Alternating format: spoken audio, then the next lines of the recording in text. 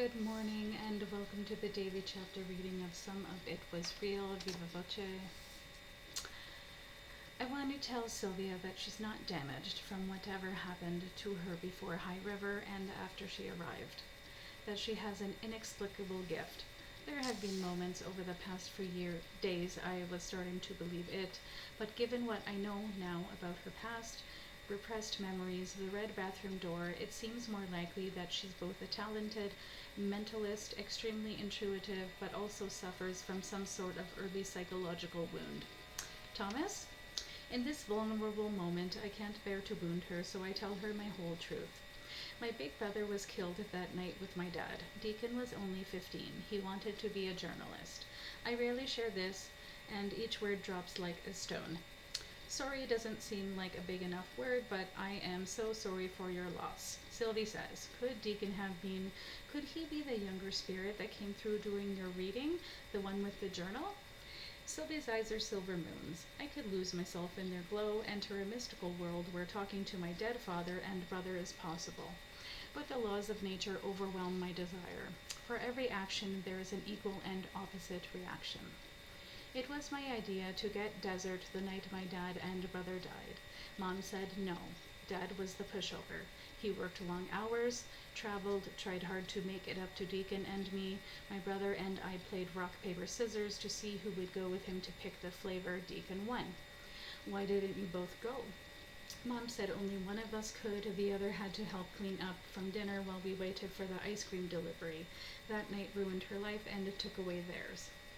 You were a kid who wanted dessert, Sylvie says gently. What happened next was an accident. You're not responsible. They don't blame you. Despite everything, this woman is Kai. Deacon didn't get to live his dream. You can't live it for him. If not me, then who? She shakes her head. None of them want that. She doesn't understand. I have to ask. With everything you've remembered about your childhood, how can you still believe you're a psychic medium? There will always be people like you, doubters, and I will always wonder at times if I'm an imposter. It's true, Sylvie admits, I do, but there are moments of clarity, unexplainable and pure, when I'm certain. Residual anger from growing up with my mother sparks within me. So, what you do is entirely selfless?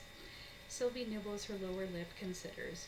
You're right, what I do isn't entirely selfless. It fills me in a way that I can't really explain. Her eyes shine. But I do help people, and am willing to face critics who don't have faith, who despise me, want to humiliate and ruin me for the opportunity to help the ones that do believe and need me. I don't want to humiliate you, but you can't believe. No. Sylvia is quiet for a bit, and when she finally speaks, her voice is resigned. Still, we actually are on the same side. How so? We both want the truth. What if it destroys you? She presses her palm to my cheek. What if it doesn't? Maybe it's Sylvie's honesty or the fact that I'm raw from the past 48 hours, her childhood story, Chris' diagnosis. I bring her hand to my mouth and press the soft skin inside her wrist to my lips. She watches me, preternaturally still, a deer caught in the headlights of an oncoming truck. I find my voice and say, this can't be about my article. Sylvie half smiles. Thomas, are you trying to make another deal with me? I hold her wrist where the pulse beats a steady tap beneath my fingertips. I'm the one that's afraid. I should sleep on the couch. Instead, I throw the pillow between us to the floor. She moves closer until our bodies are inches apart, lips close enough to share breath. This shouldn't happen. Why not? Sylvie asks. I snort. Should I list the reasons? Give me your number one. It's not fair, I say. To whom? You. She laughs, musical as wind chimes, and the skin around her eyes crinkles with genuine mirth. I could say the same thing. What's your number one reason, I ask? You might fall in love with me. I chuckle, and that would be a bad thing.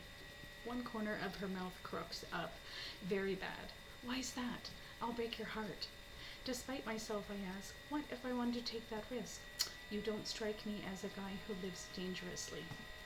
The slip of air between our bodies is electric. It won't change my article. I'm not asking you to change it, Sylvie says, but you want me to. A little smile plays on her lips. Yes, I won't. I know. Should we have the requisite conversation about protection? If I get pregnant, I'm going to abort. My expression must be somewhere between shock and appalled. She laughs. Kidding. I was tested 3 months ago. Clean bill of health, and I'm on birth control. You? Tested a year ago. That was my lost relationship. No Tinder dates? Never. Sylvie gets out of bed, carries Chris along with a pillow into the bathroom.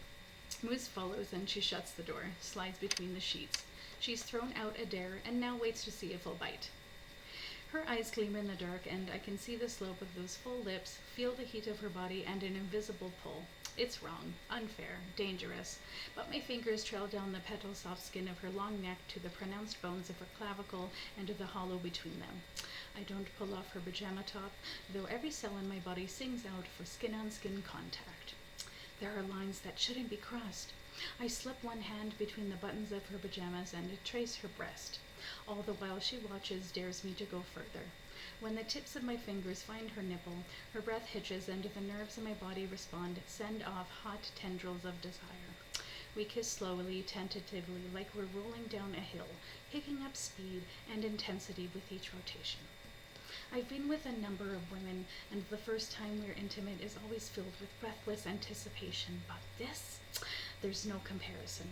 Sylvie pulls off my t-shirt and trails her fingers down my bare skin. Our kisses become hungry. I can still stop this before it's too late.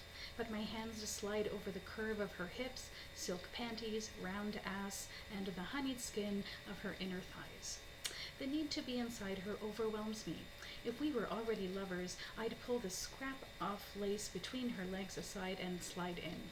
Instead, I run my hands under her PJs, across her belly, and travel slowly to her breasts, squeeze until a sigh escapes her lips.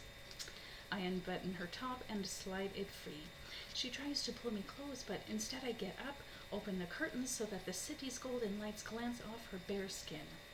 Straddling her lean body, I begin to kiss her, my lips traveling down her navel upward, my tongue tasting the slight saltiness of her skin, encircling small nipples, her breasts in my hands. I nip and suck until her back curves. Again she reaches to pull me down. Instead, I weave our fingers together at her sides, slide down and kiss her thighs, the heat between her legs. My tongue drifts inside the elastic of her panties, swirls along the soft folds. She sighs and her legs slowly open. I can't stop this. Yes, I ask? In answer, Sylvie pulls free, rolls over, now on her hands and knees, and pushes herself against my erection. Yes, she says. I consider taking her that way, plunging inside, one hand on her hip while the other tangles in her hair. I'm so hard, it will be over fast. We can take it slow the next time. I slide her panties off, part her legs. Sylvie reaches back, pulls me forward until the tip of my cock begins to penetrate. Fighting my desire, I pull back and use my fingers, slide them inside her and find the most sensitive spot, slip it over again and again as she gets wetter until her legs tremble. Now, Sylvie beckons. I withdraw my fingers. I want to see your face. She doesn't turn. Again, I bring her to the edge of but stop short. I'm not sure why I don't take her this way. I want to, almost to the point of losing all rational thought. But it's like there's some animal part of my brain warning that if I slip inside her from behind, I'll have gone down the wrong road.